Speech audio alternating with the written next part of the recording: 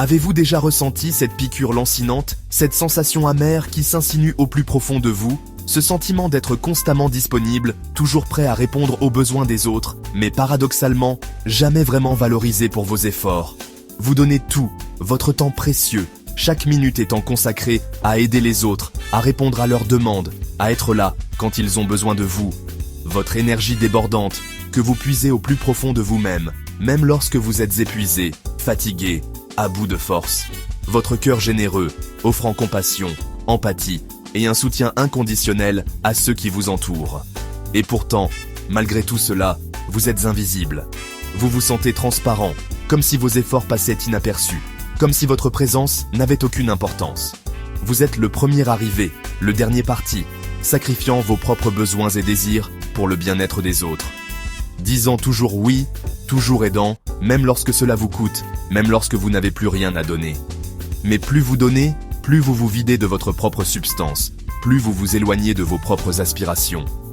Moins vous êtes valorisé. Vos efforts sont pris pour acquis, votre dévouement est ignoré, et votre valeur est minimisée. Votre disponibilité constante est devenue votre fardeau, une chaîne invisible qui vous empêche de vivre pleinement votre propre vie. Vous êtes coincé dans un cycle infernal, une spirale descendante où vous donnez sans cesse, sans jamais recevoir en retour.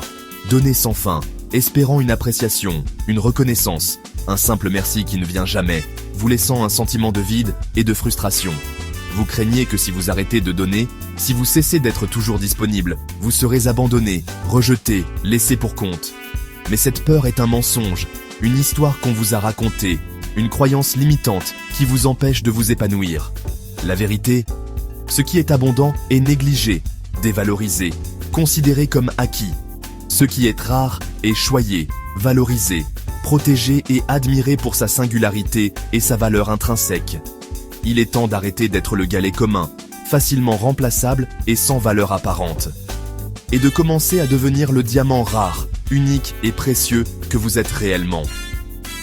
Le pouvoir de changer cela, de briser ce cycle destructeur, est déjà en vous, attendant d'être découvert et utilisé.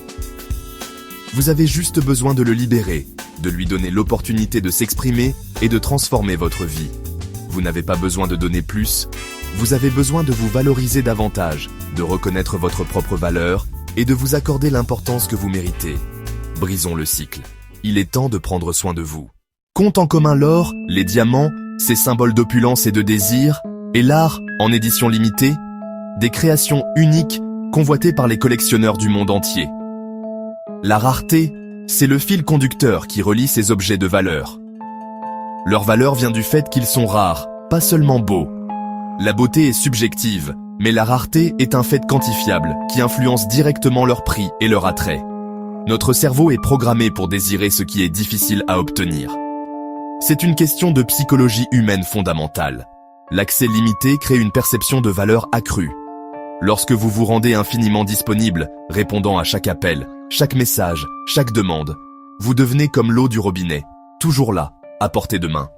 Essentielle, certes, mais tenue pour acquise, votre présence devient une habitude, une constante dans le paysage. Les gens s'attendent à ce que vous soyez là, toujours prêt à aider, à écouter, à donner. Alors, ils cessent de vous apprécier à votre juste valeur. L'habitude émousse la reconnaissance. Mais lorsque vous traitez votre temps et votre énergie comme précieux, comme des ressources limitées et non renouvelables, vous devenez le jardin exclusif, un lieu de beauté et de tranquillité, accessible uniquement à ceux qui sont invités, pas le parc public, ouvert à tous, bruyant et souvent négligé. La rareté crée le désir et le respect. Elle signale que vous avez de la valeur et que votre temps est précieux. Il ne s'agit pas de jouer à des jeux de manipulation. Il s'agit d'aligner vos actions avec votre valeur intrinsèque. C'est une question d'intégrité et d'authenticité.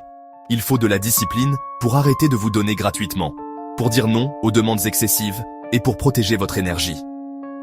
Croyez que votre présence est un cadeau, une offrande précieuse, pas une obligation due à qui que ce soit. En étant moins accessible, vous invitez les autres à vous voir différemment, à reconnaître votre valeur et à apprécier le temps que vous leur accordez. Vous leur apprenez comment vous traitez, quelles sont vos limites et quel respect vous méritez. Faites de votre présence un événement spécial, une occasion à chérir, pas un acquis banal et prévisible. Valorisez-vous. Reconnaissez votre propre valeur, et les autres suivront votre exemple. Ils vous traiteront avec le respect et l'admiration que vous vous portez. La rareté est votre nouveau super pouvoir. Utilisez-le avec sagesse, et vous verrez votre valeur et votre influence grandir. La surdisponibilité s'immisce dans votre vie quotidienne de petites manières. Vous laissez tout tomber pour la crise d'un ami. Dites oui à du travail supplémentaire. Répondez aux emails à minuit. Vous pensez que vous êtes utile, mais vous entraînez les gens à s'attendre à ce que vous gériez toujours tout. Au travail, vous devenez le bourreau de travail du bureau, fiable, mais rarement récompensé. Dans les relations, vous êtes toujours là, répondant instantanément, annulant vos plans. Le résultat ? La prévisibilité tue votre valeur. Les gens cessent de donner la priorité à votre temps parce que vous ne le faites pas. Vous devenez un personnage secondaire dans leur histoire. Cela doit changer. Reconnaissez le schéma. Il est temps de retrouver votre rôle de protagoniste. Pourquoi faisons-nous cela ? C'est une profonde soif d'approbation, ancrée en nous depuis l'enfance. Nous désirons la validation et craignons de décevoir les autres. La pensée de dire non semble insupportable, comme si le rejet signifiait que nous ne valons rien. Cette peur nous piège dans le fait de vouloir plaire aux gens, sacrifiant nos besoins pour une approbation éphémère. Mais l'approbation ne dure jamais, et le vide revient. La véritable estime de soi ne peut pas être sous-traitée. Elle doit venir de l'intérieur. Vous devez être prêt à décevoir les autres pour vous honorer. C'est ça la vraie force. Choisir le respect de soi plutôt qu'une approbation temporaire. C'est le chemin vers une confiance authentique. Qu'est-ce qui indique que vous êtes trop disponible ?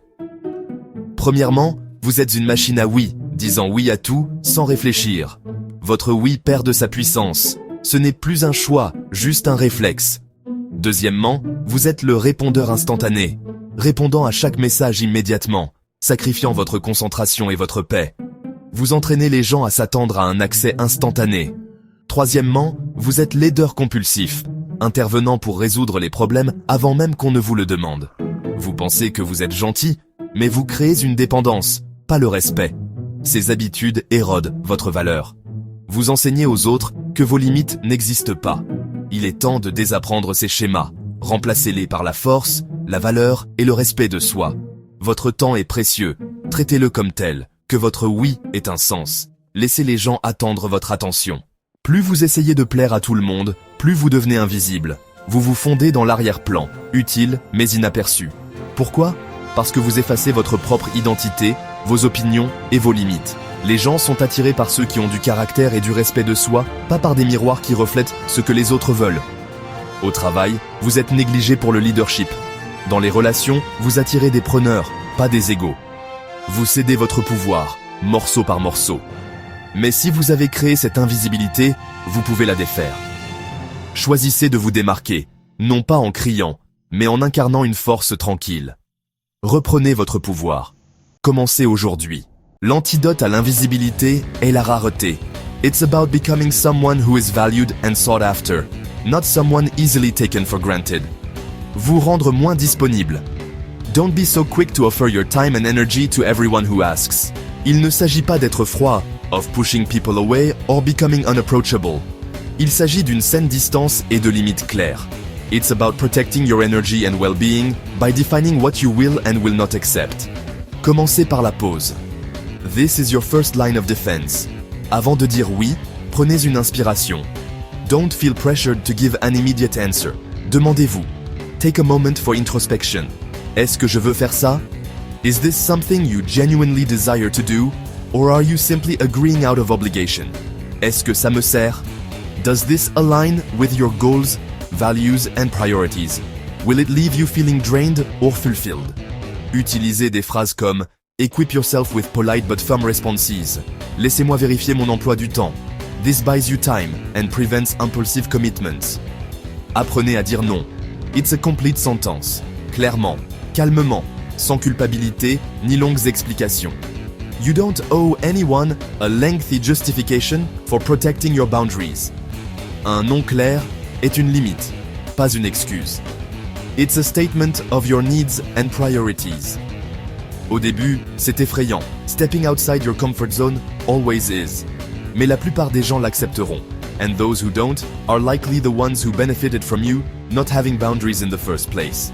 Votre non rend votre oui plus précieux. When you say yes, it truly means something. Créez une distance. Don't be overly accessible. Ne soyez pas toujours le premier à envoyer un SMS ou à initier des plans. Let others take the initiative sometimes. Laissez les autres vous manquer.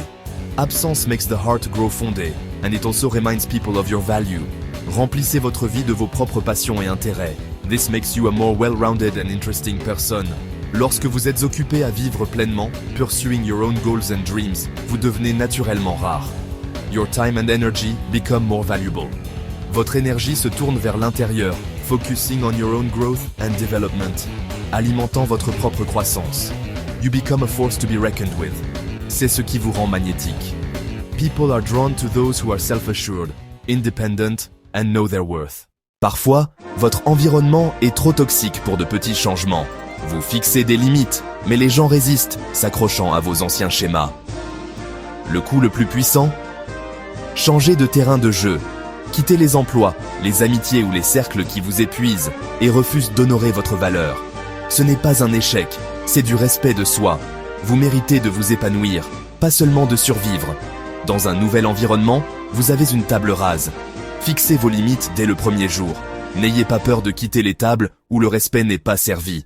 Construisez votre propre table, choisissez qui a une place. Tout commence par se valoriser d'abord. Si vous ne croyez pas que vous êtes digne de respect et d'amour, aucune stratégie ne tiendra. La valeur de soi n'est pas de l'arrogance, c'est un respect de soi tranquille. Traitez votre temps et votre énergie comme précieux. Tenez les petites promesses que vous vous faites. Construisez la confiance en vous. Célébrez vos victoires, pardonnez vos erreurs, parlez-vous avec bienveillance. Lorsque vous remplissez votre propre coupe, vous n'avez plus besoin que les autres la remplissent pour vous. Votre générosité devient un cadeau, pas une transaction. Lorsque vous vous valorisez vraiment, le monde recalibre sa réponse. Vos limites deviennent des cordes de velours, pas des murs. Tout commence et finit avec vous. Quelle est une chose que vous pouvez faire aujourd'hui pour vous montrer que vous comptez ? Commencez par là. Devenez précieux pour vous-même, et le monde suivra.